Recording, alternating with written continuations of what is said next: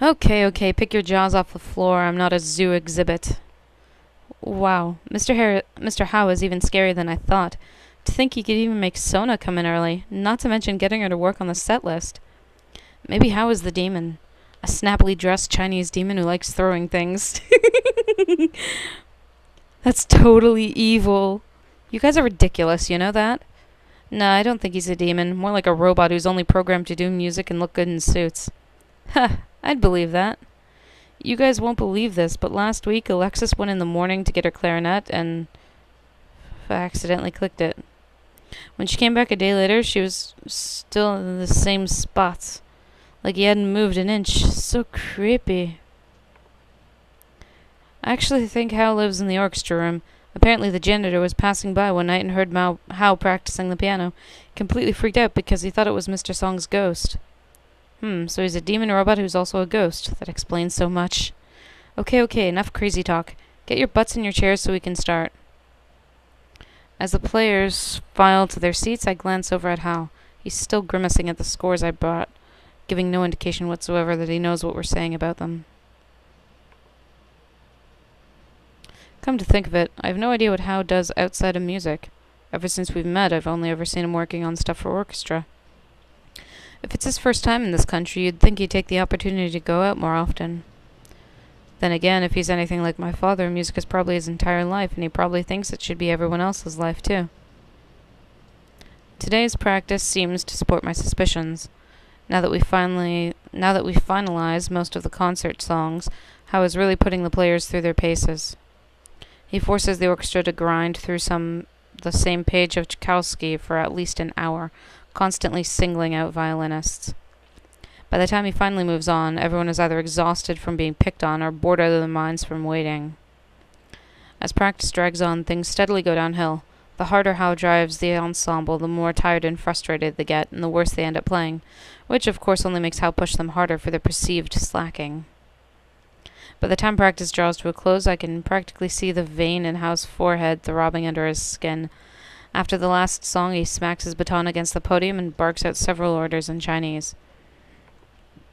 There's that word again, Lianxi, practice.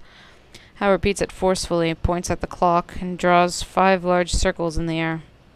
Huh? What's he doing? Looks like he wants everyone to practice for 5 hours. I'm assuming that's per day. 5 hours a day? But I don't have time for that. Scowling at the violinist's incredulous outburst, Howe points at her and draws 7 circles.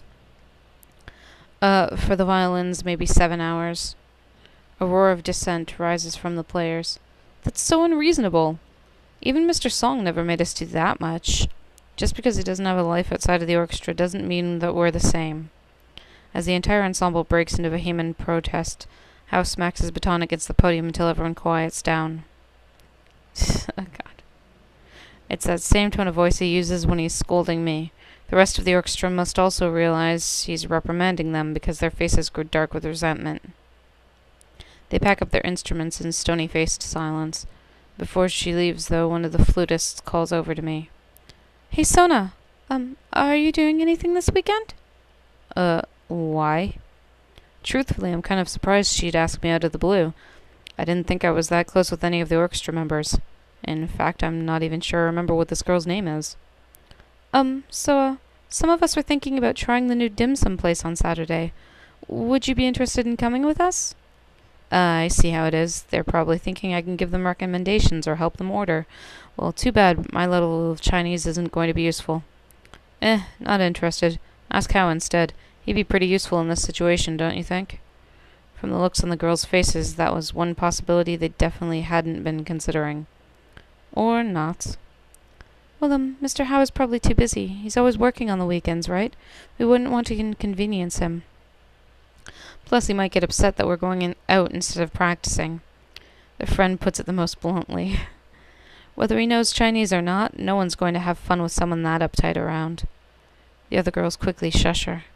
Never mind, we should get going. See you next week, Sona. Okay, whatever. Now back to concert song selection. Maybe I actually could get Hao to do a rock medley if we mix it with Butterfly Lovers somehow, though that's probably way too ambitious. There's a sudden crash. Turning around, I see Hao picking up a dropped chair only a few yards away. When he catches me looking at him, he suddenly becomes engrossed with polishing the music stand. Did Hal hear us talking about him just now? It's not like he'd understand any of what we were saying, right? Hal? Are you? I trail off, unsure how to go on. I'm actually kind of relieved when Hal whips out the scores we were discussing before and resumes ranting. We argue about the set list for the rest of the night, which convinces me that, yes, things are still normal after all. That sense of normality doesn't last long, though. What happens a couple practices later is something I never would have expected.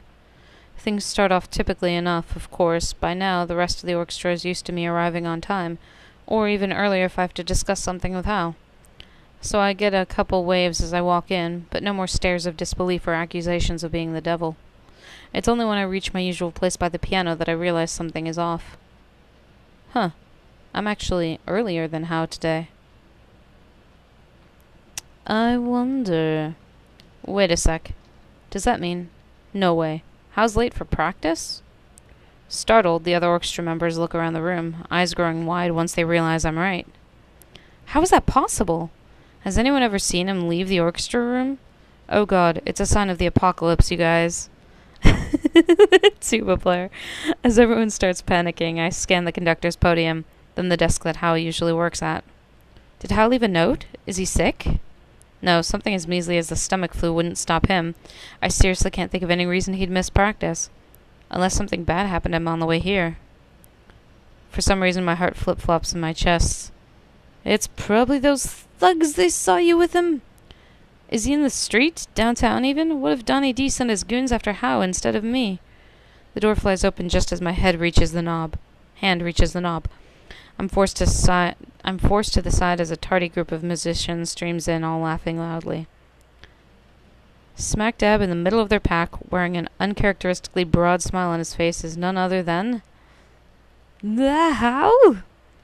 Ah, so he's fine after all. What was I thinking, getting all worked up like that? Geez, Hal's not even upset that he's late. So Mr. Hal was with you guys the entire time? He was with you and he still let you come late to practice today?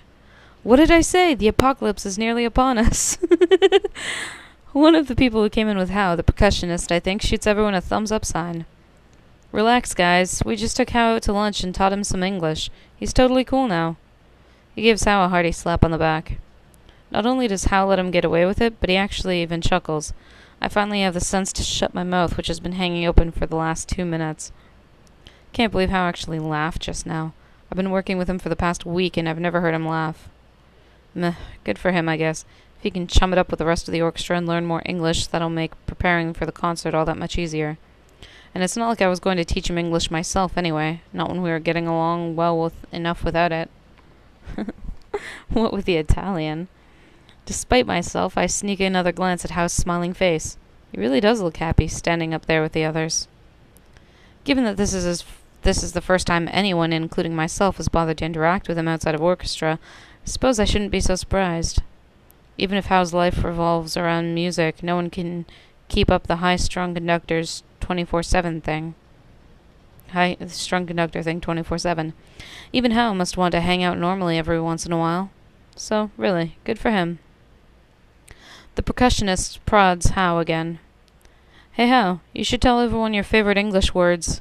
English, English, let's hear your English. Nodding in agreement, Hal deliberately clears his throat. Oh god, what did they teach him in English?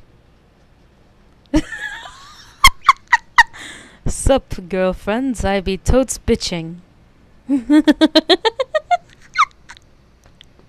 That's too funny. Sup, girlfriend, I be totes bitchin'.